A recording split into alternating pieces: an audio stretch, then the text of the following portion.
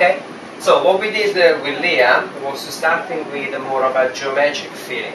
So on this side, the line is more stronger and the angle is quite steep. From the back, it's getting a little bit more higher and going into more of a rounded feeling, just to keep the face a little bit more softer. Now, the style as it is, it looks quite strong, but if we are going to use a bit of styling clay and wrap it up in the finger, we can achieve more of a loose feeling. So what you could do, you could just place your finger through the hair, lift the roots up, and very gently leave the hair falling down. So in this way you got more of a nice soft look.